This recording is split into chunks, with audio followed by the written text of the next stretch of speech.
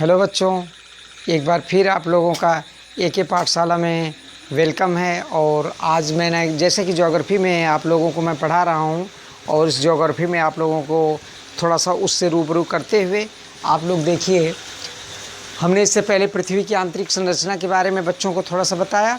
और अब जो है कि ये सेल जैसा कि सेल शब्द सुनते ही बच्चों के सेल किसे कहते हैं, सेल क्या है, सेल के प्रति बच्चों का कॉन्सेप्ट, बच्चों की अवधारणा स्पष्ट करने के लिए हम पढ़ने को तो बच्चे ऐसे भी पढ़ लेंगे, लेकिन इसके सेल के लिए जो अवधारणा होती है कठोर से होती है।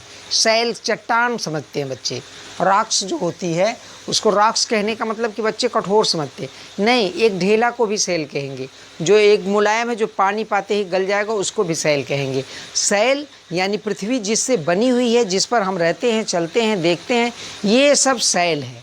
सेल जो है मुख्य रूप से 3 प्रकार की होती है, आग्नेय सेल, औषधि सेल, आंतरिक सेल।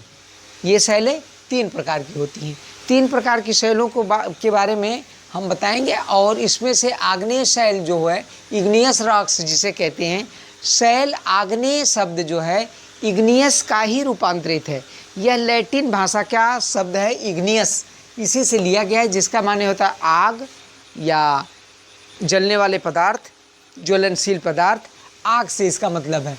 आग्नेय का मतलब ये हुआ कि हमारी सेल जो पृथ्वी के अंदर पिघली हुई गर्म अवस्था में हमारी पृथ्वी थी, ठंडी हुई, तो जो सेलों का निर्माण हुआ पिघली हुई अवस्था में, वो आग्नेय सेल कहलाए। जैसा कि आप जानते हैं कि क्रस्ट पर, पृथ्वी के ऊपरी भाग पर आकर के आग्नेय सेलों का निर्माण जो हुआ है, 75% आग्नेय सेलों से ही हमारी पृथ्वी का क्रस्ट तैयार हुआ है। क्रस्ट का मतलब भूपर्पटी, भूपर्पटी का 75% भाग जो है ये जो है कि आग्नेय सेलों से बना हुआ है। आग्नेय सेलों का मतलब ये है कि ये जैसा कि नाम से ही मालूम होता है कि आग्नेय, आग्नेय का मतलब होता है अग्नि से। अग्नि का मतलब कि ये आग्नेय शब्द जो है लैटिन भाषा के इग्निस से बना हुआ है।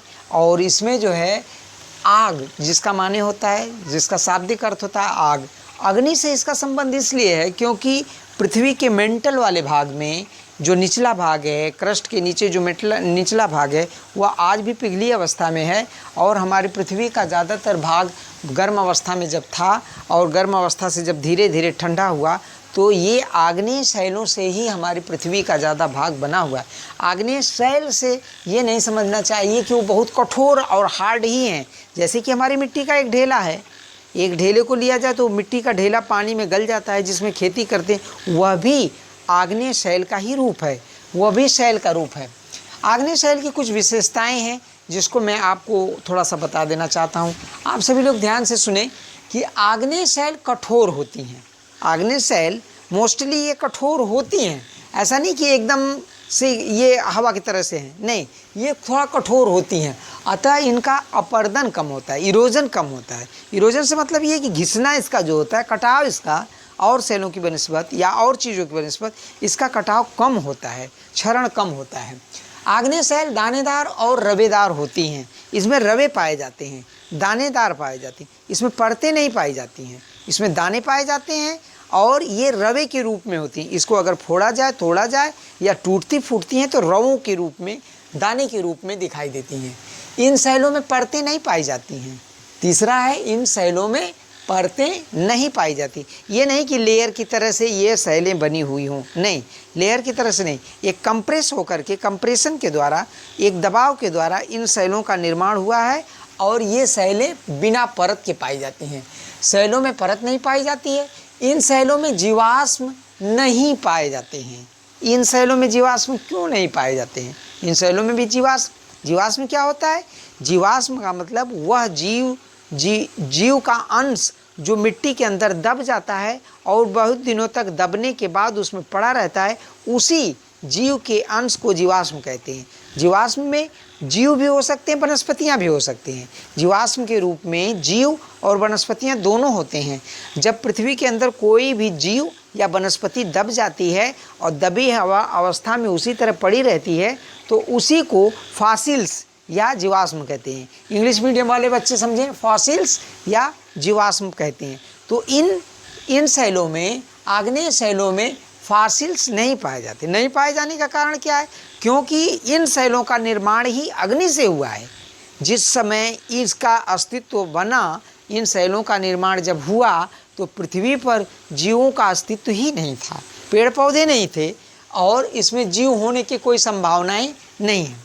तीसरा है अगला है आग्नेय शैलों का संबंध प्रायः ज्वालामुखी वोल्केनो क्रिया से होता है। पृथ्वी के अंदर मेंटल वाले भाग में जो गर्म पिघली अवस्था में होता है, तो ज़्यादातर जो शैलें होती हैं उस गर्म पिघली हुई अवस्था से दबाव के कारण जब वोल्केनो या ज्वालामुखी विस्फोट होता है, ज्वालामुखी विस्फोट होने के बाद निकला हुआ पदार्थ लावा या मैग्मा जो निकलता है उसको लावा बोलते हैं। मैग्मा उसके अंदर गर्म अवस्था में जब रहता है तो मैग्मा कहा जाता है पृथ्वी के अंदर। वही जब मैग्मा ऊपर आता है, ऊपर आने के बाद लावा के रूप में जब ठंडा होता है तो आग्नेय शैलों का निर्माण होता है। आग्नेय शैलों का संबंध इसीलिए ज्वालामुखी से प्रायः पाया जाता है। आग्नेय शैलों में सोना, अभ्रक, लोहा आदि खनिज पदार्थ पाए जाते हैं, इसलिए आग्नेय शैलों का ये बड़ी कीमत होती है। आग्नेय शैलें बड़ी कीमती होती हैं। आग्नेय शैलों का निर्माण होने के बाद ये हमारे घरों को बनाने में आग्नेय शैलें काम आती हैं। ग्रेनाइट का नाम बच्चे सुने होंगे। ग्रेनाइट कीमती पत्थर जो है ये आग्नेय शैलों का उदाहरण है। ग्रेनाइट है, बेसाल्ट है, गैब्रो है, डायोराइट है, ये आग्नेय शैलों के उदाहरण है। अब दूसरे नंबर पर हमारा आता है परतदार या अवसादी शैल, जिसे अंग्रेजी वाले बच्चे समझें सेडिमेंट्री रॉक। सेडिमेंट्री रॉक का मतलब ही होता है परतदार। अवसादी शब्दों से ही पता चल जाता है कि परतें इसमें जमने से परतदार, अवसाद जमा होने से अवसादी शैल।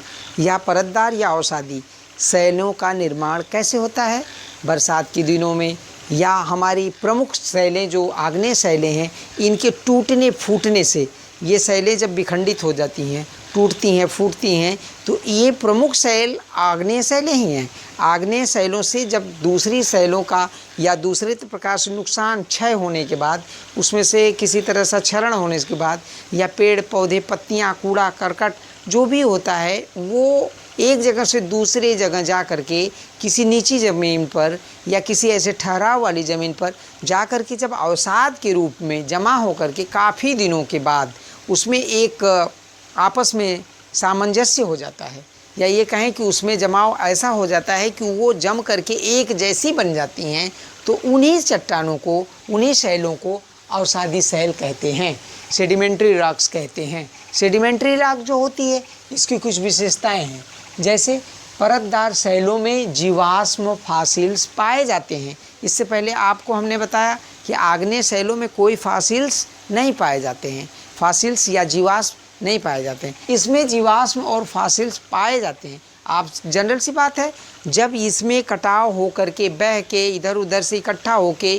कोई भी चीज़ आज के समय में या वर्तमान समय में जो जीवों की संख्या बढ़ी हुई है, पेड़ पौधों की संख्या बढ़ी हुई है, जब आग्नेय शैलों का निर्माण हुआ तो आग्नेय शैलों के निर्माण के समय ऐसी परिस्थितियां नहीं थीं जो सेडिमेंट्री के समय हैं। आज भी सेडिमेंट्री शैल का निर्माण हो रहा है और उसमें होने के बाद जीव जंतु की हड्डियाँ, कोई भी जीव मरा हुआ या कोई भी वनस्पति का हिस्सा उसमें दब करके उसके ऊपर परतों पे परतें बनने के बाद ये परतदार शैलें या अवसादी शैलें, सेडिमेंट्री शैल का निर्माण होता है।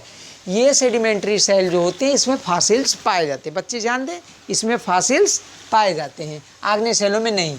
इसमें परतें पाई जाती हैं, एक लेयर तैयार हो जाती है, कुछ समय के पश्चात या बहुत समय के पश्चात दूसरी लेयर बनती रहती है। आप कभी पर कहीं किसी भी स्थान पर फावड़े से मिट्टी को खोदें, मिट्टी को खोदने के बाद, मिट्टी काटने के बाद, जैसे मिट्टी ऐसे काटेंगे तो उसमें आप देखेंगे कि उसमें परतों का निर्माण होता है, परतें बनती दिखाई देंगी। ये अवसादी शैल का सबसे बड़ा उदाहरण है। जैसे अवसादी शैल का निर्माण का उदाहरण के रूप में हम देखें तो लोयस का मतलब होता है कि जो धूल मिट्टी के कण या इस तरह से हवा के द्वारा एक जगह से ले जा कर के दूसरी जगह पर जो ढेर सारा इकट्ठा हो कर के कुछ दिनों के लिए वहाँ ज़्यादा लंबे समय के लिए ठहराव हो जाता, कुछ दिनों नहीं, लंबे समय के लिए जो ठहराव होता है उस ठहराव से लोयस का निर्माण होता है, उसी को लोयस कहते हैं। लोयस सबसे बड़ा उदाहरण है हमारे परतदार शैल का। इसमें इसमें परतें पाई जाती हैं परंतु रवे नहीं पाए जाते हैं। इसमें परतें जो होती हैं इस लेयर से इस तरह से बनती चली जाती हैं, एक लेयर, दूसरा लेयर, तीसरा लेयर, इस तरह से लेयर पे लेयर बनते, लेकिन इसमें एक दूसरे के अंदर रवे नहीं पाए जाते हैं। जैसा कि आग्नेय शैलों में रवे और दानेदार होती हैं, वो विशेषता इसमें नहीं है। इसकी विशेषता है कि इसमें परतें पाई जाती हैं, रवे नहीं पाए जाते हैं। ये प्रायः मुलायम होती हैं। ये अपेक्षाकृत आग्नेय शैलों से ये कठोर कम होती हैं, ये मुलायम होती हैं, क्योंकि परतों पे परतें जमने से कोई ऐसा केमिकल रिएक्शन हो कि बहुत दिनों बाद कठोर हो जाए, वो अलग बात है। लेकिन देखिए इसमें जो है परतें नहीं पाई जाती, इसमें जो है परतें पाई जाती हैं, लेकिन इसमें जो है कि वो कठोरपन नहीं पाया जाता है। देखिए इसमें जो है कि बलुआ पत्थर इसका सबसे बड़ा उदाहरण है। परतदार चट्टानों में खनिज तेल, देखिए कितना महत्वपूर्ण है। ये प्रायः कंपटीशन के क्वेश्चंस जो बनते हैं उसमें पूछता है किस प्रकार की शैलों में पृथ्वी के अंदर खनिज तेल पाया जाता है। खनिज तेल मीन्स जो पेट्रोल, डीजल या खनिज पदार्थ से निकलने वाली ये सारे तेल जो होते हैं ये खनिज तेल कहलाते हैं, जो परतदार चट्टानों में ही पाए जाते हैं। परतदार चट्टानों में ये खनिज तेल पाए जाते हैं। कोयला और अन्य प्रकार के बहुत कीमती चीज़ें भी इसमें पाई जाती हैं। आपको बता दें कि हमारा हिमालय जो भारत का प्रहरी कहा जाता है, हमारा हिमालय जो भारत का प्रहरी है, यह परतदार चट्टानों से बना हुआ है।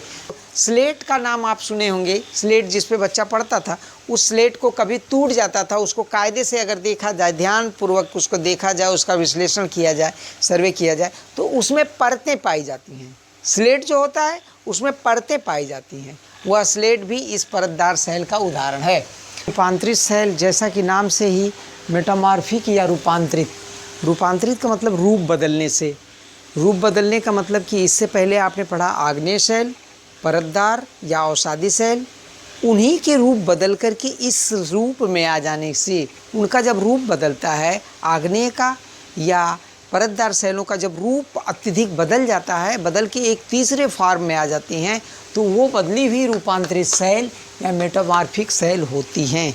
इन शैलों का निर्माण प्रथम या दूसरी शैलों से बनकर के तीसरे रूप में जब ये आती हैं तो अत्यधिक कठोर हो जाती हैं, अत्यधिक कीमती हो जाती हैं।